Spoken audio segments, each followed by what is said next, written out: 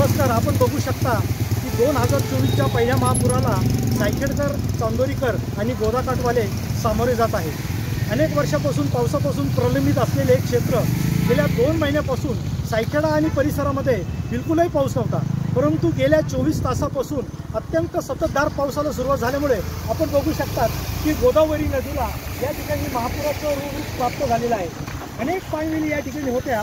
पाणवेलीमुळे नदीचं खालचं पाणी दिसत नव्हतं, परंतु जेसीबीच्या साहाय्याने 2 दिवसापूर्वीच पाणवेली काढल्यामुळं या ठिकाणी पुराचं पाणी आपण बघू शकतो।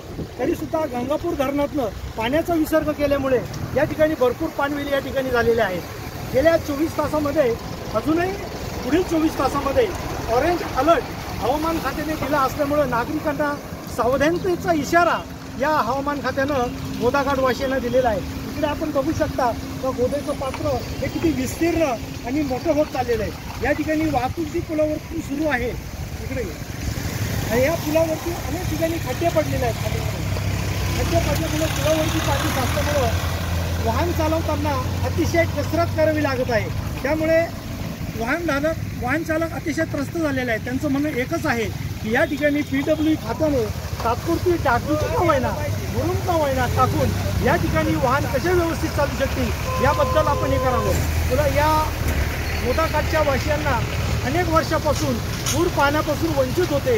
यावेळेस गोदामाईला आलेल्या पुरामुळं सायखेड्यातील अनेक ग्रामस्थ या ठिकाणी पूर पाण्याचा आनंद लुटण्यासाठी येत आहेत। परंतु या ठिकाणी आपण बघितलं की सेल्फी करत असताना अनेक जणांना आपल्याला स्वतःचा जीव गमावा लागलेला आहे। त्यासाठी सायखेडा पोलीस स्टेशनचे कर्मचारी असतील, स्थानिक ग्रामपालिकेची ग्रामसेवक असतील, तलाठी असतील, मंडल अधिकारी असतील, या सर्वांनी या ठिकाणी सेल्फी काढण्यापासून तरुणींना आणि ग्रामस्थांनी रोखलेलं आहे। आपण इकडे बघू शकता की आमच्या सायखेडा पोलीस स्टेशनचे कर्मचारी,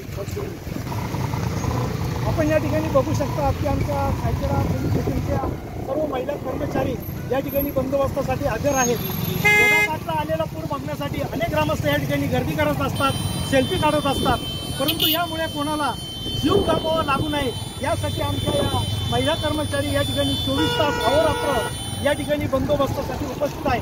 आपण काय सांगू शकाल या पुराबाबत, काय अडचणी वगैरे? आम्ही पुराबाबत असं सूचना देऊ शकतो की आपण जे काही सेल्फी घेतात किंवा दुर्लक्ष, आपल्या ज्या मोबाईल सेल्फी घेताना दुर्लक्ष होतं, त्यामुळे आपण जीव सुद्धा गमवू शकतो। त्यापासून सावध राहावे आणि ट्रॅफिकला अडचण होणार नाही याची काळजी घ्यावी।